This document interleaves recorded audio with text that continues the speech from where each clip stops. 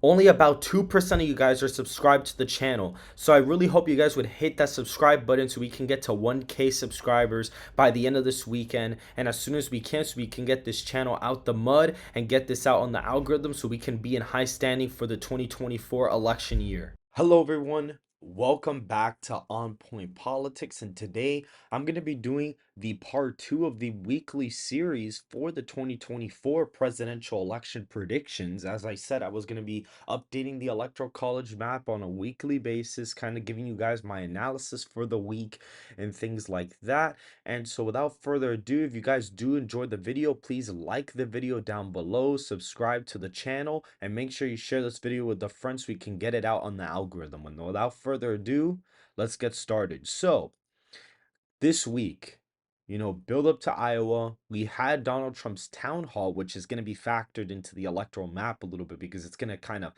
prevail as his, I'm going to do the electoral map based on his messaging on that, Biden's campaign efforts, etc., etc. And so this is what we're going to do again. Utah, Idaho, Montana, Wyoming, the Dakotas are going to be safe, as well as Kansas and Oklahoma. By the way, my safe margin will be a R plus 10. So that means Ohio and Iowa will be included in the safe margin. The states for now, I think Colorado is going to be over a 10-point win. I think California will be over a 10-point win, as well as Washington, Oregon. And so right here, I still think that Illinois would just be over 10. It would probably be an 11 or 12-point win, but it's probably going to be 11 or 12 points. If you look at Hawaii, I think this is going to significantly drop to like a 20, 15-point win instead of like a 30-point win. Now, if we look at Maine's at large, I still think it would be likely. I think this first district is going to be safe still. You look at, you know, Maine's second district, I think it would still be there. A lot of the Northeast is still going to be over a 10-point victory. And a lot of these, some of them may be under 15, but I still think that they are going to be over 10-point wins. South Carolina would also be over a 10-point win as well. The first state here, I think New Mexico, it's pretty self-explanatory, to be honest. The state, is pretty democratic, and a lot of the Santa Fe area, as well as the Taos County, Santa Fe County, a lot of these areas are really controlling the state demographically. And so even if Trump improves with Hispanics, I still think he's only gonna probably lose it by 6 or 7 points instead of, like a 10-point win, because the Hispanics in New Mexico are nearly not as the same as the Hispanics in like Florida or Texas, for example. It's a little bit different. And so that's kind of my analysis on that. I think Alaska is going to be a 7 or 8 point win. I think it is going to drop from 2020. I think that Biden will probably improve here just because the state is trending slightly to the left. And so because of that, I do think that, he is probably going to improve slightly and Trump will probably win it by like 7 or 8 points. I think Texas is going to be, a pretty easy win for the president. I do think, or excuse me, for Donald Trump. I think that Donald Trump is going to improve on his raw total vote share. He'll probably pass about 6 million votes, while Biden will probably sit around what he got here, maybe do a little bit less votes than before. Trump will probably expand his margin mostly in the southern border due to the border crisis from the Biden administration. So I do think that the state will probably vote for Trump by about 7 or 8 percentage points. I think Florida will vote for him by over 5 percentage points. You could see the shift in Miami-Dade from 2016 was very massive. He ended up outperforming himself by 22 points here. He started doing a little bit better in the panhandle here, did a lot better in central Florida as well, and kind of increased these margins here. So I do think that he is probably going to be, favored to win the state by over 5 points, more than likely. If you look at the state of Virginia, I do think the state of Virginia, Biden will probably win it fairly comfortably. I don't think it'll be by the 10-point victory, but I do think it'll be a 7 or 8 point win for Biden.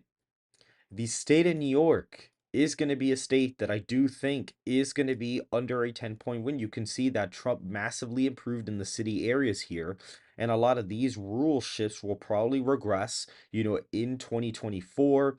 He's already in the polling doing much better with African American voters, Hispanic voters, Asian American voters. So I do think there is going to be a shift in New York City, as well as some of the rural states where he probably does win the state or lose the state by like 8 or 9 points more than likely. That's kind of how I see it right now. This is my biggest hot take out of the whole election, that New York will be under a 10-point victory. Everybody is like, oh my God, why do you say that?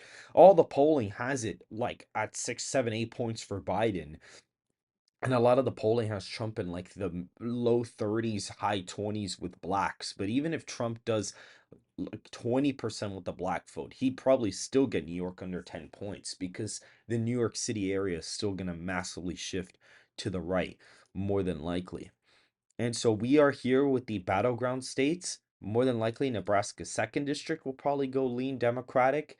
Minnesota will probably go lean Democrat. You could see here that the state, even the BLM riots, the state massively shifted to the left even after those riots. And so I feel like the state is still going to go Democratic. I think that New Hampshire will probably be a state that still goes Democrat here. I think that, from 2016, the massive shifts here. And as well, even though it is an anti-incumbent state, I still do think that it is going to vote for Biden. It'll probably regress to like a 3 or 4 point win. This could be a state that Trump ends up winning, depending on how high the third party vote share is. But I still think that Biden will probably hold on to it. The state of North Carolina, Trump will probably win it by about 2.5 percentage points. I think that he'll do just fine here. As you could see, a lot of the rural counties ended up shifting, towards Donald Trump. And even though he kind of had some momentum going against him in the Charlotte area and the Greensboro area, I think he'll probably regain some of the support that he lost. And he'll probably win it by 2.5 percentage points, more than likely.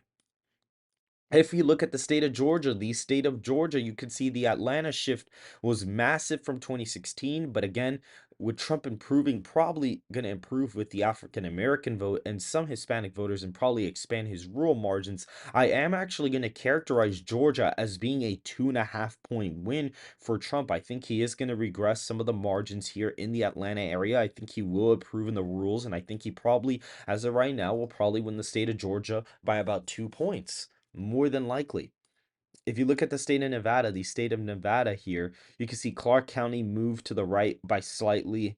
These rural counties are still moving to the right, and I think Trump is probably going to do significantly better in the state of Nevada in the midterms. Is actually quite funny, but basically a snowstorm prevented the senator Adam Laxalt, from getting into office. If it weren't for that snowstorm, he would have won, and the governor recently beat the incumbent Democratic governor by like 1.5 points. So I think Trump is massively favored to win there. Even if you look at the polling data, right now Trump, right now in the polling data, actually kind of crashed from like 2 weeks ago. He's only ahead by about a point now, which is slightly concerning, but he's still ahead in the popular vote nonetheless, and it's still a 5 point, shift away from Biden.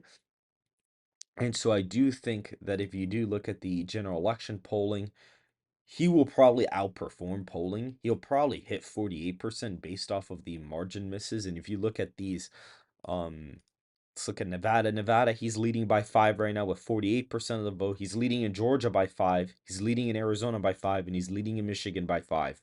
So I think that it's safe to say that he probably will win these states as of right now by about, 2 points ish. I think he'll win Nevada by like a point and change. It's probably what I'm seeing. And I think Wisconsin, he is also going to win the state by about a lean margin. I think as well for Wisconsin, I think he will win it by a lean margin. I think he'll massively improve in these counties. I think he's going to, all these counties that are light pink, he's probably going to start turning them into solid red counties, more than likely. He'll probably gain some support in the Dane County area, probably, reverse some trends in the WoW counties. He'll definitely improve in these as well. And so I do think he is going to win the state by about like a point of change. It'll probably be a similar margin of victory to Nevada. On top of that, I also think he's going to win Pennsylvania by over a percentage point.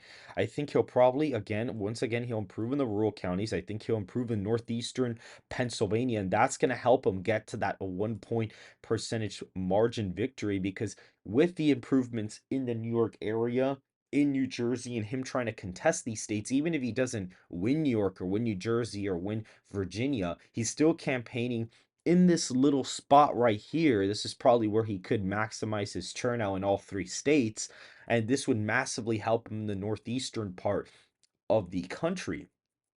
Now, based out of the messaging that he has given from the Fox town hall, based on the way that Biden is trying to campaign, Biden is trying to put it as Trump basically being a dictator, and it's the whole media thing, and it's just not going to work. That 2022 playbook against Trump will not work the same way that it works on the establishmentarian GOP from the 2022 midterms. As of right now, I do think that the state of Arizona will probably vote for the president more than likely in 2024. If you look at the state here, the Green Party's on the ballot, making it a lot easier for Trump to win. And even though I do think Maricopa County will probably trend away from Donald Trump, I still think he's probably going to improve in just enough areas, and the third party vote share will be just high enough for him to barely win the state. And so now Donald Trump in this updated electoral map is at 297 electoral votes. And if you look at the state of Michigan, guys, the state of Michigan, he's going to improve in all the rural counties.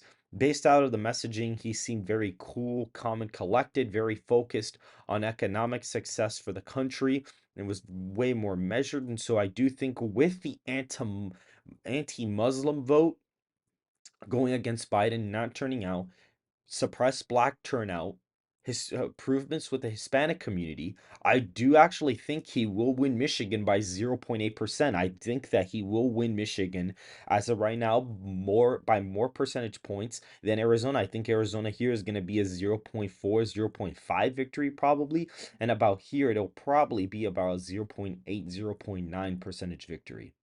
And so as of right now, this is it for the updated Electoral College map as of January 13th. If you guys did enjoy the video, please like the video, subscribe to the channel, and share this video with a friend so we can get it out on the algorithm. And I hope you guys have a good rest of your day.